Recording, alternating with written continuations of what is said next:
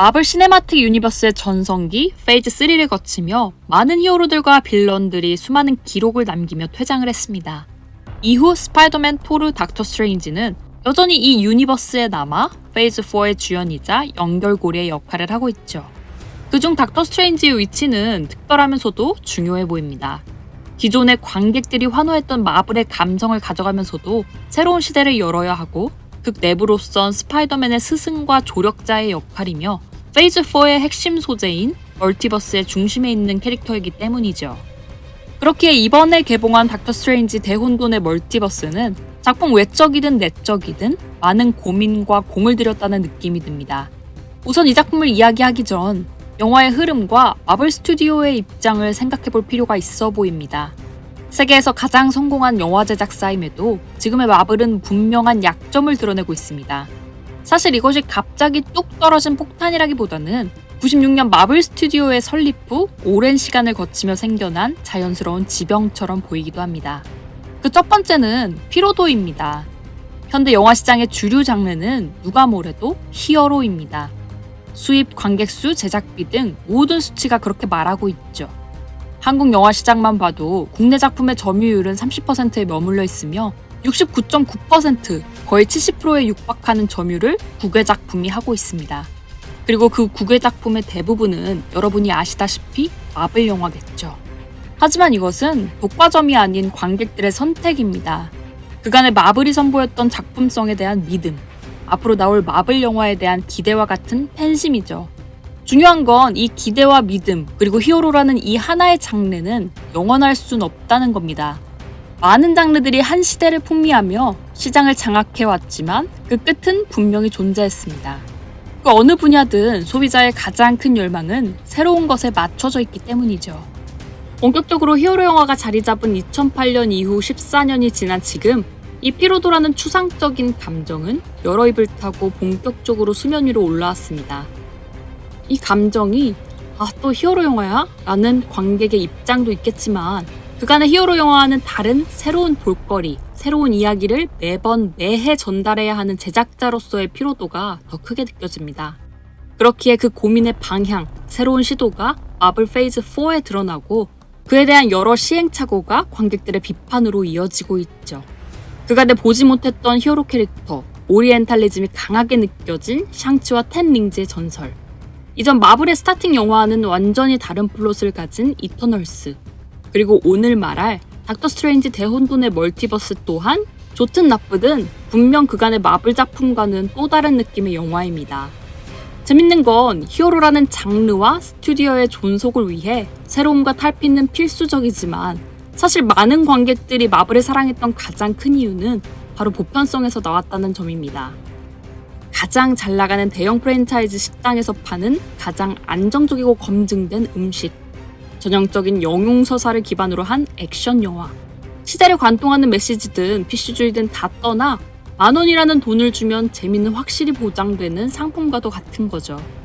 페이즈 4의 작품 중 가장 마블스러운 영화, 스파이더맨 노웨이 홈이 18억 달러라는 말도 안 되는 흥행 차력쇼를 선보였기에 마블의 고민은 더욱 깊어질 것 같습니다. 이 제작자와 관객 사이의 간극을 메우는 작업 말이죠. 사실 마블의 새로운 시도가 난간에 부딪힐 때 항상 후발주자라고 생각했던 DC의 승부수는 성공해왔습니다. 조커와 더 배트맨과 같은 유니버스에서 벗어난 독립된 작품들이 흥행은 물론이며 작품성과 새로움이라는 점에 박수를 받았기에 마블은 겉으론 드러내지 않지만 조바심에 차오를 것 같습니다. 승자의 욕망엔 한계가 없고 모든 걸 취하기 전까진 멈추지 않기 때문이죠.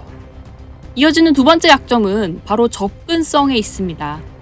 이 부분은 많은 분들이 공감하실 거라 생각합니다. 그간의 수십 편의 마블 영화들이 쌓아온 정보의 양은 너무나도 거대하죠. 배경의 설정, 캐릭터마다의 개성, 그리고 그 사이의 인과관계 등 다양한 부분에서 사전 정보를 요구하고 있습니다.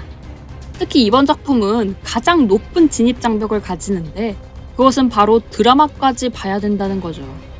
물론 안 봐도 영화를 이해하는 데는 문제가 없습니다. 다만 이 작품이 가지는 100%의 재미를 느끼기 위해선 디즈니 플러스의 로키와 완다비전을 봐야 한다는 거죠. 영화 사이트의 댓글엔 벌써 이런 글들이 보입니다. 로키나 완다비전 안 봤으면 말하지 마라 식의 글들이죠. 사실 이 말이 완전한 본심이라기보단 팬심에서 나오는 말이라 생각합니다. 하지만 이 말은 대부분의 관객들이나 마블 스튜디오에서 또한 원하는 답은 아닐 거예요. 디즈니 플러스의 점유율을 보면 그 이유를 쉽게 찾을 수 있습니다. 국외에서는 시장 점유율이 27%, 국내로 본다면 60% 육박하는 넷플릭스는커녕 티빙 웨이브의 18%, 17%를 따라가고 있는 입장입니다. 물론 IP의 가치와 성장성을 고려한다면 단순한 평가는 힘들겠지만 지금 당장의 점유율을 두고 본다면 드라마를 본 팬들을 위한 작품을 만들기엔 그 리스크는 너무나도 크다는 겁니다. 그걸 알기에 마블 스튜디오 또한 작품 자체에 최소한의 정보를 심어두는 거죠. 문제는 그 정보가 최소한이라는 겁니다. 많은 정보를 뿌리기엔 영화라는 매체가 가진 러닝타임이 부족하고 유추가 가능한 선의 정보를 뿌리지만 그 정보로는 100%의 감정이입은 힘든 수준이죠. 이 작품 또한 영화로만 완다를 접했다면 완다가 왜 이렇게까지 해야 해? 라는 질문엔 완벽한 대답을 하진 못합니다. 영화에서 뿌려둔 설정을 통해 이러한 상황이구나 라는 이해는 되지만 완다의 결핍을 이해하고 그녀의 성찰에 감동하는 가슴 절절한 공감은 힘든 거죠. 이러한 문제는 페이즈 4에선 계속 지속될 거라 생각합니다. 멀티버스라는 소재 자체가 다양한 플롯들의 결합이 강조 혹은 강요가 되고 그 다양한 플롯들을 1년에 4편 정도로 기획되는 영화로만 뿌리기엔 한계가 있기 때문이죠. 아마 마블의 가장 큰 고민이라 생각됩니다. 이거는 영화뿐만이 아니라 고착화된 모든 콘텐츠가 공통으로 가지는 문제죠. 게임의 경우 적절한 보상과 함께 시즌제로 리셋을 해버리던가 영화에서는 리부트를 하는 경우가 대부분이죠. 그리고 앞서 말한 DC와 같은 독립된 작품을 만들어내는 것도 하나의 방법이라 생각되네요. 아마도 페이즈 4는 이미 로드맵이 다 짜여 있고 지금의 형태를 유지할 것 같은데 페이즈 5부턴 다른 선택을 할 수 있을 거란 생각이 듭니다.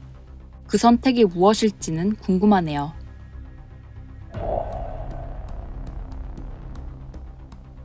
이러한 배경을 생각한 후 닥터 스트레인지 대혼돈의 멀티버스를 바라보자면 이 작품의 다양한 시도와 한계가 느껴집니다.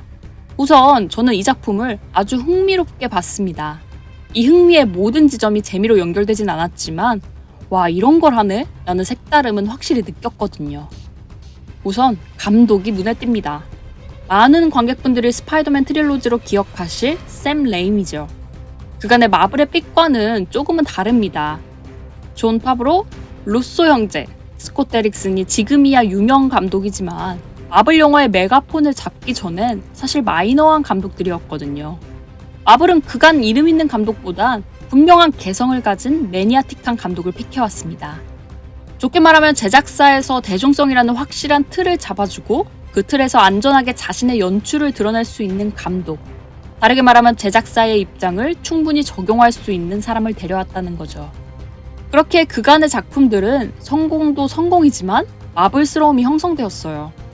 다양한 것 같으면서도 비슷하기도 했죠. 반면 샘 레이미의 선택은 마블 브랜드도 중요하지만 작품 자체의 개성이 도드라지길 원하는 느낌이 듭니다. 이전에 이터널스가 그랬던 것처럼 말이죠. 그리고 이번 닥터 스트레인지는 그런 의도와 정확히 들어맞는 작품이 나오게 되었습니다. 이것이 저는 새로움으로 느껴졌지만 다른 분에겐 이질감으로 느껴질 수도 있습니다. 그리고 영화가 별로인 분들에겐 이 이질감은 실망감으로 연결되겠죠. 우선 이 작품은 8, 90년대의 공포영화, 그중 B급 감성이 가득 찬 작품들이 떠오릅니다. 과한 표현, 점프스케어, 양팔을 내밀고 다가오는 좀비 등 많죠. 이것은 어쩌면 당연합니다. 지금의 샘 레이미를 만들어준 작품이 바로 B급 공포영화인 이블데드 시리즈이기 때문이죠.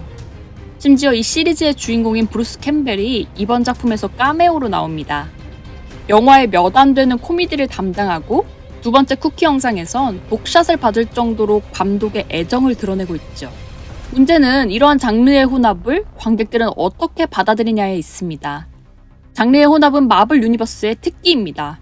하이틴과 히어로의 스파이더맨, 정치 스릴러와 히어로의 캡틴 아메리카 11화, 가족 드라마와 히어로인 블랙 위도우 등 많죠. 다만 이번은 공포와 혼합되었다는 점이 인상 깊습니다. 사실 공포라는 장르는 타겟 관계층이 고정화된 마이너한 장르입니다. 대중성이 중심인 히어로와는 정반대인 거죠. 그러다 보니 이 작품은 공포 특유의 서스펜스가 존재하면서도 그간 생각하는 히어로 영화의 스케일감은 조금 부족한 면이 있습니다. 이 영화의 주된 재미는 사운드와 시야, 그리고 인물의 수를 제한한 스릴러 시퀀스나 점프스케어를 이용한 서프라이즈, 눈깔이 뽑히는 괴수, 머리가 터지고 배가 잘리는 히어로, 울타리에 몸이 관통되는 또 하나의 스트레인지와 이블데드의 오마주로 시작한 좀비 스트레인지와 같은 B급 장르성에서 재미가 발생합니다. 카르마타지 전투, 일루미나티 시퀀스 등 대규모 전투씬을 기대하셨다면 실망할 여지가 있어 보입니다. 개인적으론 전 이 공포감이 마음에 들었습니다. 12세 관람가란 지극한 어른들의 사정 덕에 샘 레이미의 모든 실력이 드러나진 않았지만 76년작 캐리가 생각나는 완다의 피칠갑, 터미네이터가 생각나는 추격전, 구식일 수도 있지만 구수한 트랜지션은 영화가 끝나고도 뇌리에 박혔고 이러한 스타일의 마블 영화가 또 한 번 나올 수 있을까라는 질문을 하게 되더라고요. 여기까지가 개인적으로 좋았지만 호불호가 될 수 있는 지점이라면 이 작품의 아쉬움은 역시나 스토리에 있습니다. 시작은 여느 마블 영화와 같이 간결하고 빠르게 진행됩니다. 다른 세계의 스트레인지와 아메리카 차베즈의 짧은 추격씬으로 이야기의 핵심 인물을 설정하고 크리스틴의 결혼식을 통해 닥터 스트레인지의 내적인 결핍을 보여줍니다. 신의 필적한 힘을 얻었지만 사랑하는 여자는 얻지 못했다는 점과 그 이유는 항상 칼자루를 잡으려 했던 스트레인지의 모습 때문이라는 거죠. 이후에는 디즈니 플러스를 결제 안 해서 왜 그런지는 모르겠지만 흑화한 완다의 모습을 보여주며 영화의 악역이 누군지 알려주죠. 세팅 자체는 괜찮아 보입니다. 주인공인 닥터 스트레인지는 악역인 완다와 대결하며 핵심 인물인 아메리카 차베즈를 구해내는 이야기. 또 닥터 스트레인지의 표면적 목표는 아메리카 차베즈를 구하는 것이지만 내면적인 결핍을 해소하기 위해선 그녀의 능력을 뺏어버리면 되는 것입니다. 외적 목표와 내적 목표를 정반대로 두는 것, 갈등을 키우기에 아주 좋은 구성이죠. 다만 아쉬운 건 이러한 장치가 효과적으로 작용하진 않습니다. 주인공이 이 두 가지의 목적을 끊임없이 갈등하기보단 인물의 변화를 위한 떡밥에 머물러 있죠. 본격적인 문제는 이후에 발생합니다. 이 영화는 사건의 해결 과정이 너무나도 복잡합니다. 이것이 멀티버스의 단점이라면 단점이겠죠. 주인공의 세계에서 일어나는 사건, 또 다른 세계에서 일어나는 사건, 또 다른 세계에서 일어나는 사건, 다시 돌아와서 일어나는 사건 등 끊임없이 사건이 몰아칩니다. 그러다 보니 시작은 창대한데 그것을 주워 담기가 너무 버거워요.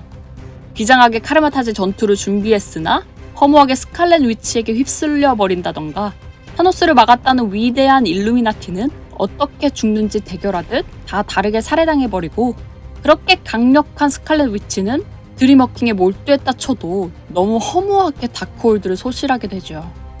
해결 또한 일련의 과정이 있고 그 과정은 단계성을 가집니다.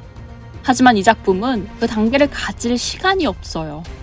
다음에 올 사건을 위해 빨리 현재의 사건을 마무리하기 바쁘죠. 사실 이러한 지점이 이 작품의 가장 큰 재미인 것도 맞습니다. 타 작품과의 연계, 마블 유니버스를 보는 이유기도 하죠. 저 또한 엑스맨의 찰스 자비에가 나왔을 땐 소름이 돋았습니다.